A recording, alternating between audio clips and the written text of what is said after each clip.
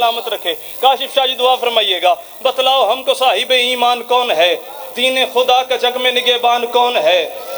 ایران کہہ رہا ہے بابا جان زمانے سے آج یہ کافر اگر ہیں شیعہ، مسلمان کون ہے۔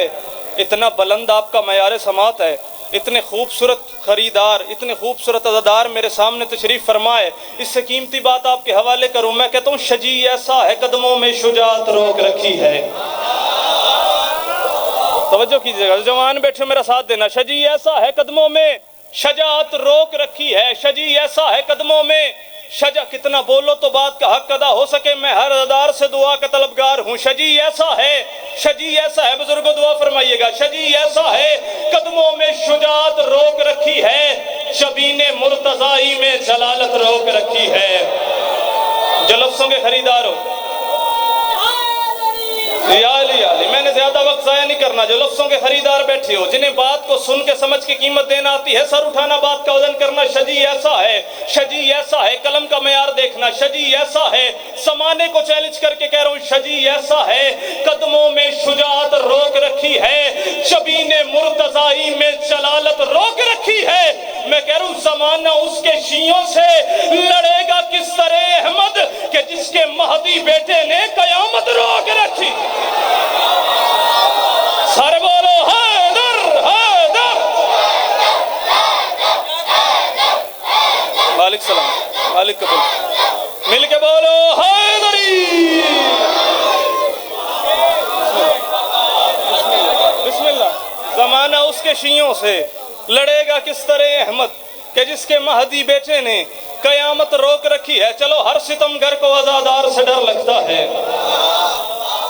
میرا اپنا شہر ہے، سارے میرے اپنے بیٹھے ہو، اگر یہاں سے قیمت نہ ملی تو پھر کہیں سے بھی نہیں مل سکتی۔ ہر ستمگر کو، کیونکہ ادیب لوگ بیٹھے ہو، بات کو سمجھنے والے بیٹھے ہو، ہر ستمگر کو عزادار سے ڈر لگتا ہے، آل فرار کو کرار سے ڈر لگتا ہے۔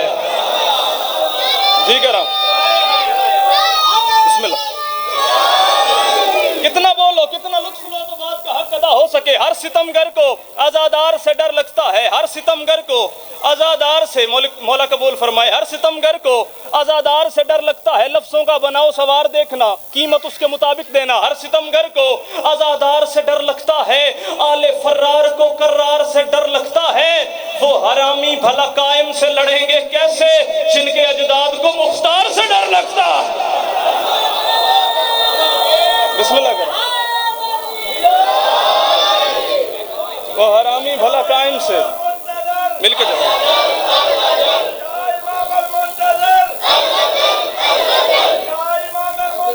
بسم اللہ۔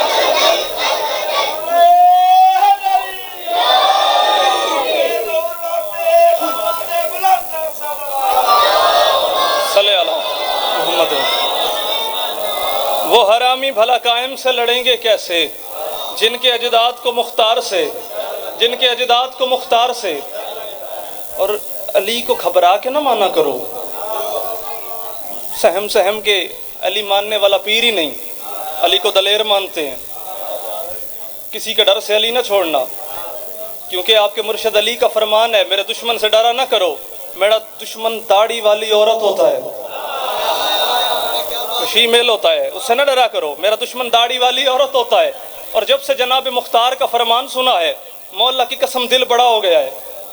ابن زیاد کا دربار تھا نا، بیڑیوں میں جناب مختار جکڑے ہوئے، رسیوں میں قید، سامنے یہ کمینہ تخت پہ بیٹھا ہوا ہے۔ جیسے جناب مختار دربار میں داخل ہوئے، اس نے وہیں سے تانے دینے شروع کر دیے، تو کافر ہے، تو مشرک ہے، تو زندیق ہے، کیونکہ تو علی کا شیعہ ہے۔ چہرے پہ مسکراہٹ رکھیے گا تاکہ مجھے پتہ چلتا رہے میری بات جناب تک پہنچ رہی ہے۔ تو کافر ہے، تو مشرک ہے، تو علی کو مانتا ہے، تو علی کا شیعہ ہے، تو کافر ہے۔ اس نے تانے دینا شروع کیے، جناب مختار گھبرائے نہیں، مسکرا پڑے، پریشان نہیں ہوئے۔ جناب مختار اس کی طرف دیکھ کے مسکرانے لگے، اس نے تخت پہ کروٹ بدلی، بے چین ہوا، دیکھ کے کہتے تم علی کے شیعوں کو پتہ نہیں ہے کیا، میں تجھے تانے دے رہا ہوں تو مسکرا رہے۔ جناب مختار کہتے ہیں میں تیرے کتے کے تانے کی وجہ سے نہیں مسکرایا، میں مسکرا اس لیے رہا ہوں کیونکہ مجھے میرے مرشد علی کا فرمان یاد آیا ہے۔ علی نے کہا تھا مختار یاد رکھنا، جب تک لوگ تمہیں میری محبت میں کافر نہ کہیں تم مومن ہی نہیں ہو۔ اللہ اکبر، جیو سلامت رہو۔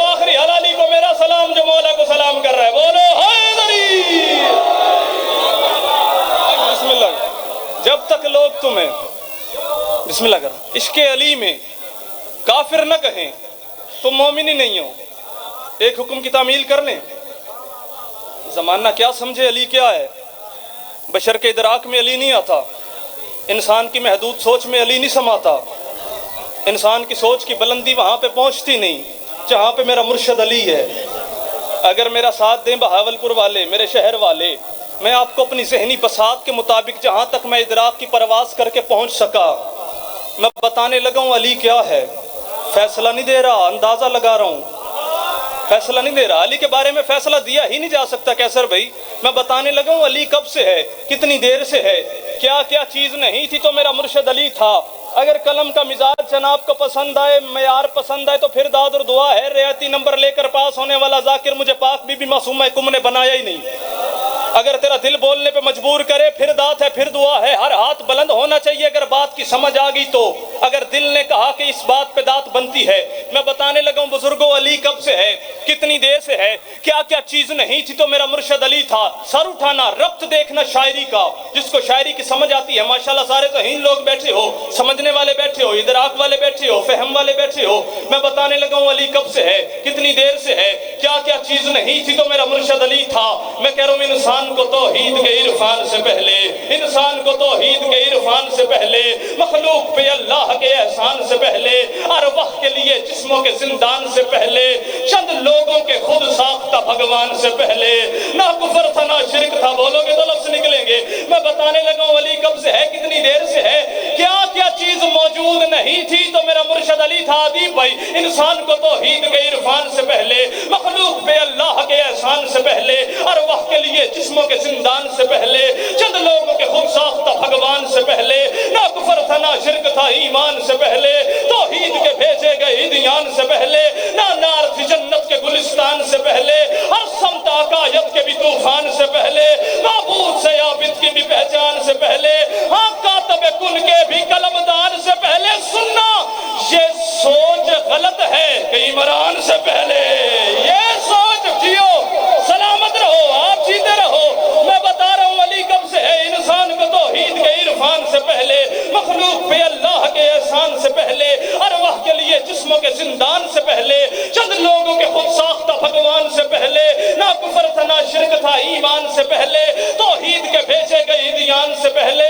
نہ نار تھی جنت کے گلستان سے پہلے، ہر سمت عقائد کے بھی طوفان سے پہلے، معبود سے عابد کی بھی پہچان سے پہلے، ہاں کاتب کن کے بھی قلم دان سے پہلے۔ یہ سوچ غلط ہے، یہ سوچ غلط ہے کہ عمران سے پہلے، کائنات کی تخلیق کے امکان سے پہلے، جب تھا بھی نہ تھا، جب تھا بھی نہ تھا، سوچو وقت کیسا تھا، جب تھا بھی نہ تھا، جب تھا بھی نہ تھا، حق کا ولی بیٹھا ہوا تھا، توحید کی مسند پہ علی بیٹھا۔ مل کے علی والے بولو حیدری۔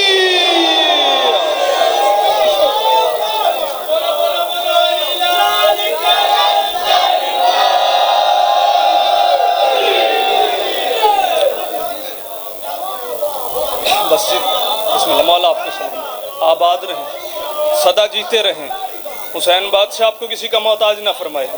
بسم اللہ چاچو جی، علی بادشاہ اپنی ولایت کا صدقہ آپ کو ہمیشہ قائم و دائم رکھے۔ بس یہیں سے دو جملے مصاحب کے سنیں، بابا جان کو زیادہ زحمت نہیں دینی، میرے حصے کی نوکری بھی ہو گئی تاکہ عبادت مکمل ہو جائے۔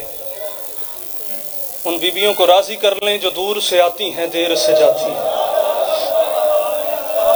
میرا اپنا شہر ہے، سارے میرے اپنے بیٹھے ہو۔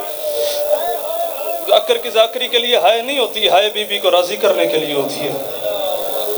جو شام سے آتی ہے وہ صرف آپ کی ہائے سننے کے لیے آتی ہے، یہی جملے سننے آتی ہے۔ کب حسین کا ذاکر صدا لگائے گا، میں بستی کیسے تھی اور میں اجڑی کیسے تھی۔ اللہ اکبر، جنہیں سمجھ کے ہائے کیتی ہے ان اکھانو سلام میں جڑی سمندر بن گئی ہیں۔ چاچو جی سلطان و ذاکرین صابر حسین شاہ بہل والے کیسے کیسے لوگ تھے، مالک مزید درجات بلند فرمائے۔ ان کا جملہ وہ فرماتے تھے کہ ہم سیدوں کو ایک دکھ کھا گئے، سادات کو ایک دکھ کھا گئے۔ کون سا؟ جو سید بیٹھے ہو لازمی ہائے کرنا ہو، گھر والے کی ہائے نہ نکلے باہر والے کی ہائے نہیں نکلتی. کہتے سادات کو ایک دکھ کھا گیا ہے. کون سا؟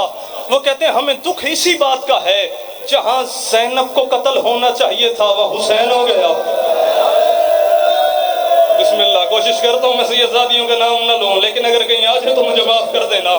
جہاں علیہ کو قتل ہونا چاہیے تھا وہ حسین ہو گیا. مر جاؤں میں مر جائے ساری شیعہ کو ماتم کر کر کے پھر بھی اگلے جملے کا حق ادا ہم نہیں کر سکتے.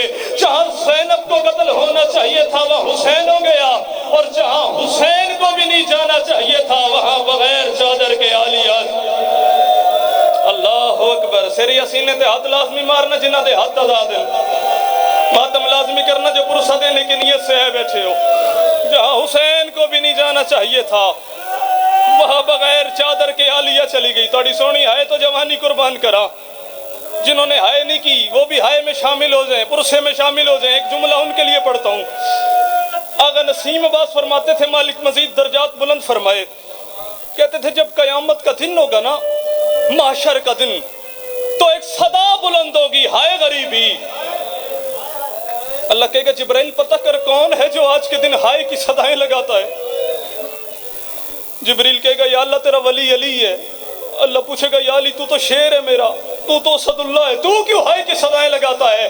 ماتم کر کے نجف کا شاہ کہے گا یا اللہ ذرا پوری کائنات میں دیکھ, جو بھی اپنی قبر سے اٹھتا ہے کفن پہن کے اٹھتا ہے, صرف ایک میرا ہی مظلوم بیٹا حسین ہے جو بغیر کفن کے آ رہا.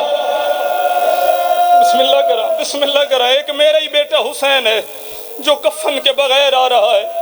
علی کی صدا ہوگی ختم, پھر سے ایک صدا بلند ہوگی ہائے غریبی. اللہ پوچھے گا جبرائیل اب کون ہے جو ہائے کی صدائیں لگاتا ہے. جبرائیل کہے گا یا اللہ اب خود حسین ہے. اللہ پوچھے گا حسین تو کیوں ہائے کی صدائیں لگاتا ہے. اس وقت حسین بادشاہ جو جملہ کہیں گے میدان محشر تم سب کے ماتمی حلقوں کے ساتھ بھر جائے گا.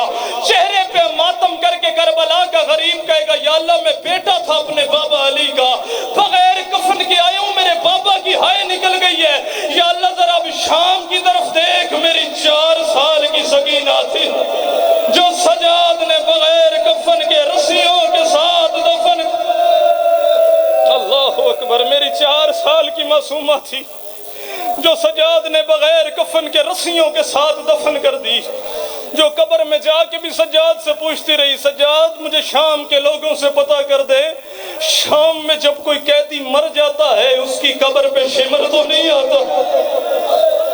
جو سجاد نے بغیر کفن کے اپنے علاقے کی مزاج کی بات کرنے جا رہا ہوں. آخری میرا جملہ میں سلام کرنے لگا ہوں. آپ کے علاقے کی مزاج کی بات ہے. بھائی غریب ہو نا, بہن اپنے بچوں سے کیا کہتی ہے پتہ کیا کہتی ہے؟ ماموں سے کوئی چیز نہ مانگنا, تمہارا ماموں غریب ہے. ایسی دوستوں رشتہ داروں میں شرمندہ ہوگا. بھائی کے گھر جائے اسے کہتی ہے بھائی میں نے تجھ سے عیدیں نہیں مانگنی, مجھے عیدیں دینے نہ آنا, مجھے نیا لباس دینے نہ آنا, تو میرا غریب پھرا ہے, تو اپنی ضروریات پوری کر.